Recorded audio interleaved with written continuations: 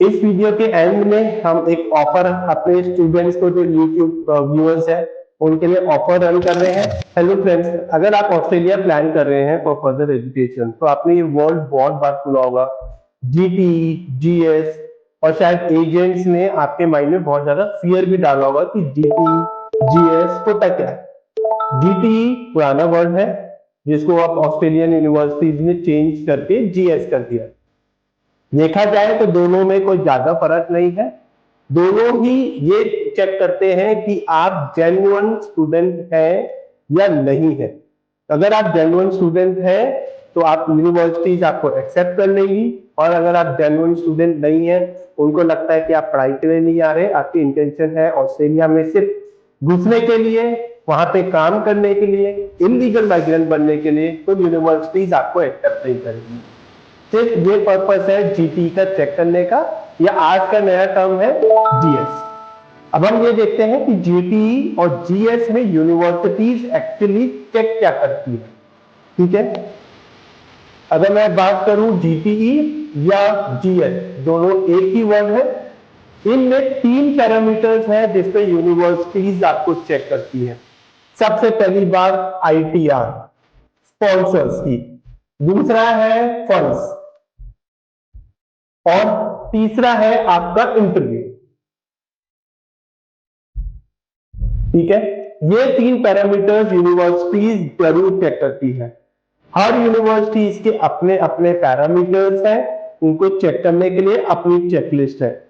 लेकिन आज हम बात करने वाले हैं एक जनरल चेकलिस्ट के बारे में जो हर यूनिवर्सिटी चेक करती है। सबसे पहली बात, स्पॉन्सर्स की आईटीआर। ये जो आपके स्पॉन्सर्स हैं, यूजुअली यूनिवर्सिटीज पेरेंट्स को ही आपका स्पॉन्सर कंसीडर करती है। Parents means mother and father. University third party को भी आपका स्पॉन्सर कंसीडर कर सकती है, but third party can not be a major sponsor. Third party कौन हो सकते हैं? आपके पेरेंट्स के सिबलिंग्स, मतलब आपकी जो मदर है उनके भाई बहन, या आपके जो फादर है उनके भाई बहन, या आपकी मदर और आपके फादर इनके पेरेंट्स, मतलब आपके दादा दादी और आपके नाना नानी। They can be your sponsors, but वो मेजर स्पॉन्सर नहीं बन सकते। मेजर स्पॉन्सर्स का मतलब है उनका जो पैसा है जो वो शो करना है, that can be up to 30%, और अप टू 30% मतलब 30% या लेस। मेजर स्पॉन्सर्स पेरेंट्स बनेंगे। अब माइंड में सबसे पहले क्वेश्चन आता है कि मुझे फंड्स कितना शो करना है। पूरे ऑस्ट्रेलिया में किसी भी यूनिवर्सिटी में जाइए, एक ही रूल है, फर्स्ट ईयर ट्यूशन फीस जो भी आपके ऑफर लेटर में लिखकर आ रहा है, plus first year cost of living. और ये कॉस्ट ऑफ लिविंग कितनी होती है? प्लस 1 साइड की फ्लाइट टिकट, ये आपको शो करना है। ठीक है, ये दोनों मिला के ये cost of living as per university है 29,710 AUD, और फ्लाइट टिकट यूजुअली कोई यूनिवर्सिटी बोलती है 2000, कोई यूनिवर्सिटी बोलती है 2200 ऑस्ट्रेलियन डॉलर्स। तो मतलब अगर आपको ऑस्ट्रेलिया पढ़ाई करने के लिए जाना है, चाहे मेरा कोर्स 2 साल का मास्टर्स है, या 3 साल या 4 साल की बैचलर्स है, हर केस में मेरे पास पहले फर्स्ट ईयर की ट्यूशन फीस जो आपके ऑफर लेटर में लिखकर आएगी, प्लस फर्स्ट ईयर की cost of living which is 29,710 Australian dollars, plus 1 साल की फ्लाइट की टिकट विच इज अपनी 2000 से 2200 ऑस्ट्रेलियन डॉलर्स होना चाहिए। इंडियन करेंसी में बात करें तो ये दोनों अमाउंट मिला के रफली बन जाता है 20 लाख रुपए। अगर आपकी ट्यूशन फीस समझो 15 लाख रुपए है, तो आपको 15 लाख प्लस 20 लाख रुपए, विच इज ये 15 लाख ट्यूशन फीस, 20 लाख रुपए आपकी कॉस्ट ऑफ लिविंग, आपके अकाउंट में 35 लाख रुपीस होने चाहिए। अगर आपकी ट्यूशन फीस 20 लाख रुपीस है, तो आपकी 20 lakh plus 20 lakh cost of living, आपके पास 40 लाख रुपीस अपने अकाउंट में होने चाहिए। जिस हिसाब से ट्यूशन फीस बदलेगी उसी हिसाब से ये अमाउंट चेंज हो जाएगा। अब पॉइंट है कि ये 40 लाख रुपीस कौन कौन शो कर सकता है और कितना पुराना ये पैसा होना चाहिए। ऐसा नहीं है कि आज मैंने अपने बैंक अकाउंट में ये पैसे डाले और यूनिवर्सिटी को शो कर दिए। As per embassy this money has to be 3 months older money.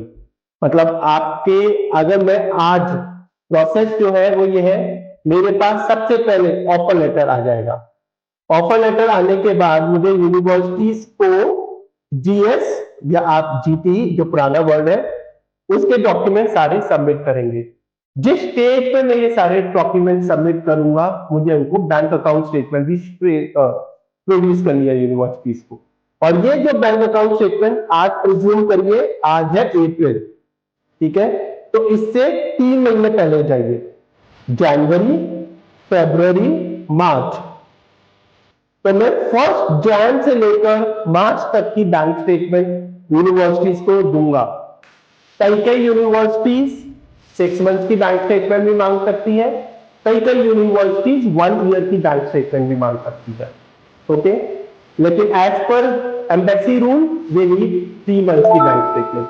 मैं ये 3 महीने की बैंक स्टेटमेंट यूनिवर्सिटी को दूंगा और उसका ये opening balance should be 40 lakh अगर मेरा 40 आ रहा है, या 35 लाख अगर मेरी जो भी ट्यूशन फीस है उसके अकॉर्डिंग। अगर आपके पास ये फंड्स नहीं है और आप रिसेंट डिपॉजिट कर रहे हैं अपने बैंक अकाउंट में, तो आपको प्रूफ देना होगा 40 लाख का कि ये पैसा मेरे, अगर जो भी रिसेंट डिपॉजिट्स है कि मेरे पास रिसेंट डिपॉजिट कहां से है। आपने कोई प्रॉपर्टी सेल करी है तो आप उसकी प्रॉपर रजिस्ट्री के पेपर देंगे। अगर आपका एग्रीकल्चर इनकम है, आपने एग्रीकल्चर प्रोड्यूस सेल करा है, तो आप उसका जे फॉर्म जो भी आपके प्रूफ्स है वो सारे प्रूफ देंगे। अगर ये आपने कोई म्यूचुअल फंड सेल करे हैं, आपके पापा गवर्नमेंट एम्प्लॉई है, आपके पीएफ में पैसा है, वहां से आपने विड्रॉ करा है, कोई इंश्योरेंस ही आपके पास एलआईसी वगैरह की जो आपने वो सरेंडर करी है और वो पैसा वहां से आया है, तो आपको ये सारे प्रूफ्स उनको देने होंगे। अगर आप प्रूफ नहीं दे सकते हो तो अमाउंट नॉन एक्सेप्टेबल है। यूनिवर्सिटी, मैंने दोबारा बता रहा हूँ, universities can ask for 6 months bank statement, universities can ask for 1 year bank statement. कौन कौन फंड दिखा सकता है? जैसे पहले बताया, मेजर पैसा जाएगा पेरेंट्स का, और अगर पेरेंट्स के पास कुछ शॉर्टफॉल हो रहा है तो मदर फादर के सिबलिंग्स, भाई बहन, मम्मी के भाई बहन, पापा के भाई बहन, या मदर और फादर के पेरेंट्स, आपके दादा दादी, आपके नाना नानी। ये तो क्लियर हो गया फंड्स का पार्ट। सिर्फ फंड्स नहीं, उन्हें आईटीआर भी चाहिए। कितनी और कौन दिखा सकता है? सेम जो आपको स्पॉन्सर्स कर रहे हैं, पेरेंट्स स्पॉन्सर कर रहे हैं, उनके भाई बहन स्पॉन्सर कर रहे हैं, या आपके नाना नानी दादा दादी, जो लोग स्पॉन्सर कर रहे हैं उनकी आईटीआर चाहिए। सबकी आईटीआर मिला के should be more than 12 lakh rupees. मतलब अगर मम्मी स्पॉन्सर कर रही है तो मम्मी 5 लाख की आईटीआर फाइल कर रही है, पापा 7 लाख की आईटीआर फाइल कर रहे हैं, 5 + 7 12 लाख हो गए। मम्मी की आईटीआर कम है, पापा की आईटीआर कम है, तो थर्ड स्पॉन्सर। और जिन जिन की आप आईटीआर ऐड कर रहे हैं उनका बिजनेस या सर्विस जो भी वो करते हैं उनका प्रूफ चाहिए। अब बिजनेस और सर्विस का मतलब, अगर पापा सैलरीड एम्प्लॉई है तो उनका फॉर्म 16, पापा के बैंक अकाउंट में पैसे आ रहे होंगे सैलरी के, तो उनकी बैंक स्टेटमेंट, उनका जॉब आईडी कार्ड, सब कुछ। अगर पापा का बिजनेस है तो जीएसटी सर्टिफिकेट, अगर कंपनी रन करते हैं तो कंपनी के इनकॉर्पोरेशन, पार्टनरशिप है तो पार्टनरशिप डीड, उनकी करंट अकाउंट की बैंक स्टेटमेंट, उनके पैन कार्ड, सब कुछ चाहिए। और अगर उनके पास कुछ भी नहीं है तो नॉन एक्सेप्टेबल, उनकी आईटीआर एक्सेप्ट ही नहीं होगी। 12 लाख की फिगर में से वो बाहर निकल जाएंगे and then you have to find a new sponsor. अगर आपको लगता है कि मेरे नाना जी की आईटीआर तो है लेकिन उनके पास कोई डॉक्यूमेंट नहीं है, तो उनकी आईटीआर एक्सेप्टेबल नहीं है। आपको प्रूफ करना होगा कि ये पैसा कहां से आ रहा है। बिजनेस करते हैं, सर्विस करते हैं, एग्रीकल्चर इनकम है तो आप एग्रीकल्चर के डॉक्यूमेंट्स लगाइए। जमीन के पेपर, उसको फर्द बोलते हैं, फर्द चाहिए और जे फॉर्म्स चाहिए, आपको प्रूफ देना होगा। ठीक है, अब आ जाते हैं इंटरव्यू पे। आपने जब ये सारे डॉक्यूमेंट्स यूनिवर्सिटीज को सबमिट करें, यूनिवर्सिटीज इनको वेरीफाई करेगी, चेक करेगी कि भैया प्रॉपर है या नहीं, या फेक है या नहीं। अगर उन्होंने देखा कि सब कुछ जेन्युइन है, कोई फेक नहीं है और अप टू द मार्क है, फंड्स ठीक है, ITR ठीक है, सर्विस ऑफ बिजनेस का प्रूफ ठीक है, देन वो आपका इंटरव्यू लेंगे।